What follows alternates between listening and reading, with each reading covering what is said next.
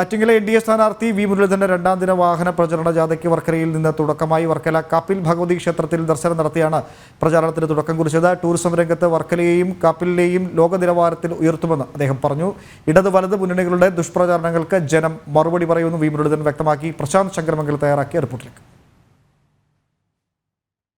ആറ്റിങ്ങലിലെ NDA സ്ഥാനാർത്ഥി V മുരളീധരന്റെ രണ്ടാം ദിന വാഹന പ്രചരണ ജാഥ ആരംഭിച്ചിരിക്കുകയാണ്. വർക്കലയിൽ നിന്നാണ്, ഇടവയിൽ നിന്നാണ് ഈ ജാഥയ്ക്ക് തുടക്കമായിരിക്കുന്നത്. വലിയ ആവേശമാണ് എങ്ങും കാണുന്നത്. നമുക്ക് അദ്ദേഹത്തോട് തന്നെ ചോദിച്ചറിയാം. മുരളിയേട്ടാ, ചൂടാണ്, അതോടൊപ്പം പ്രചരണ ചൂടും എങ്ങനെ കാണുന്നു? പൊതുപ്രവർത്തനത്തിൽ ഇത്തരത്തിലുള്ള എല്ലാ പ്രശ്നങ്ങളും സ്വാഭാവികമായിട്ടുണ്ടാവുന്നതാണ്. അതൊക്കെ അതിനോടൊപ്പം സമരസപ്പെട്ടു പോവുക എന്നുള്ളതാണ് ഒരു പൊതുപ്രവർത്തകന്റെ ചുമതല. അത് മഴയാണെങ്കിലും വെയിലാണെങ്കിലും മഞ്ഞാണെങ്കിലും തണുപ്പാണെങ്കിലും അതിനോടൊപ്പം പോവുക. ഒരു വർഷങ്ങളായിട്ട് നടക്കുകയാണ്. വലിയ ഒരു പ്രചരണ പ്രവർത്തനങ്ങളാണ് കാണുന്നത്. ജനങ്ങളുടെ ഒരു തള്ളിക്കയറ്റമുണ്ട്. അതായത് ആളുകൾ ഒരുപാടായിട്ട് ഇപ്പോൾ ഈ പ്രചരണ പ്രവർത്തനങ്ങൾ കാണുന്നുമുണ്ട്. എത്രത്തോളമുണ്ട് നമ്മുടെ ഈ വിജയപ്രതീക്ഷ എന്ന് പറയുന്നത്?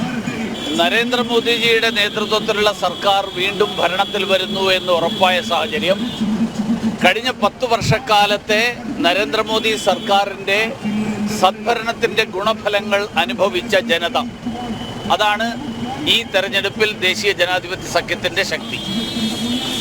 ഈ വർക്കലയെ സംബന്ധിച്ച് പറയുകയാണെങ്കിൽ ഒരുപാട് പ്രശ്നങ്ങളുള്ളതാണ്. നമുക്കറിയാം, ഇതൊരു ടൂറിസം മേഖലയാണ്. എന്നാൽ വേണ്ടത്ര വികസനം ഇവിടെ കൊണ്ടുവരാൻ മുൻ എംപിമാരായ സമ്പത്തിനോ അതുപോലെ തന്നെ അടൂർ പ്രകാശിനോ കഴിഞ്ഞിട്ടില്ല.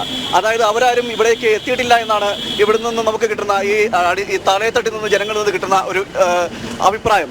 എത്രത്തോളം നമുക്ക് ഈ വർക്കലയുടെ ഒരു വികസനം എത്രത്തോളമാണ് അങ്ങയുടെ ഒരു കാഴ്ചപ്പാടിലൂടെ പറയുകയാണെങ്കിൽ? ടൂറിസത്തിന് എങ്ങനെ ഒരു സമൂഹത്തിൻ്റെ, ഒരു നാടിൻ്റെ സമ്പദ് വ്യവസ്ഥയെ ഉയർത്തിക്കൊണ്ടുവരാൻ കഴിയും എന്നുള്ളത് വളരെ വ്യക്തമായി മനസ്സിലാക്കിയിട്ടുള്ളൊരു പ്രധാനമന്ത്രിയാണ് ശ്രീ നരേന്ദ്രമോദി. അതിൻ്റെ ഏറ്റവും വലിയ ഉദാഹരണമാണ് അദ്ദേഹം ഗുജറാത്ത് മുഖ്യമന്ത്രിയായിരുന്ന കാലത്ത് ഒരു മനുഷ്യനും ചെന്നിട്ടില്ലാത്ത കച്ച് പ്രദേശം ഉൾപ്പെടെയുള്ള പ്രദേശങ്ങൾ, ആ പ്രദേശങ്ങൾ ഇന്ന് ലോകത്തിലെ ഏറ്റവും വലിയ ടൂറിസം കേന്ദ്രങ്ങളിൽ ഒന്നാക്കി മാറി. വർക്കലയ്ക്ക് പ്രകൃതിദത്തമായിട്ടുള്ള നിരവധി ആനുകൂല്യങ്ങളുണ്ട്. പക്ഷെ അതിനെ പ്രയോജനപ്പെടുത്താവുന്ന തരത്തിലുള്ള അടിസ്ഥാന സൗകര്യങ്ങളുടെ വികസനം, ആ അടിസ്ഥാന സൗകര്യങ്ങളുടെ വികസനത്തിനാണ് ഇപ്പോൾ നരേന്ദ്രമോദി സർക്കാർ ശ്രമിക്കുന്നത്. അതിൻ്റെ ഭാഗമാണ് വർക്കല റെയിൽവേ സ്റ്റേഷൻ വികസിപ്പിക്കാൻ വേണ്ടി 174 കോടി രൂപയുടെ പദ്ധതി. ശിവഗിരി തീർത്ഥാടനത്തെ ശിവഗിരി സർക്യൂട്ട് ലോക ശ്രദ്ധയാകർഷിക്കുന്ന തരത്തിലുള്ള ഒരു സർക്യൂട്ടായിട്ട് മാറ്റാനുള്ള ശ്രമങ്ങൾ, ഇടവ കാപ്പിൽ സ്റ്റേഷനുകളുടെ വികസനം, അവിടെ പുതിയ ട്രെയിനുകളുടെ സ്റ്റോപ്പേജ്, അങ്ങനെയുള്ള എല്ലാ കാര്യങ്ങളും, അങ്ങനെ ഒരു സമഗ്രമായിട്ടുള്ള ഒരു പദ്ധതിയുമായിട്ടാണ് വർക്കലയുടെ വികസനത്തെ ഭാരതീയ ജനതാ പാർട്ടിയും ദേശീയ ജനാധിപത്യ സഖ്യവും മോദി സർക്കാർ കാണുന്നത്.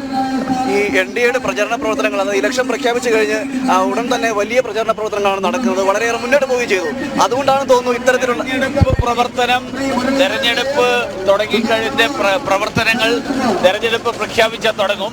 പക്ഷേ പാർട്ടിയും ഞാനും ഈ പ്രദേശത്ത് അതിനും എത്രയോ കാലം മുൻപേ ഉണ്ട്. അതെ, തീർച്ചയായിട്ടും. അതുകൊണ്ടാണെന്ന് തോന്നുന്നു ഇത്തരത്തിലൊരു ആക്ഷേപങ്ങൾ അല്ലെങ്കിൽ ആരോപണങ്ങളൊക്കെ വളരെ വ്യാപകമായിട്ട് ജോയി അടക്കം. പരാജയം സംശയിക്കുന്നവർ ആരോപണം ഉന്നയിക്കുന്നത് രാഷ്ട്രീയത്തിൽ സ്വാഭാവികമാണ്.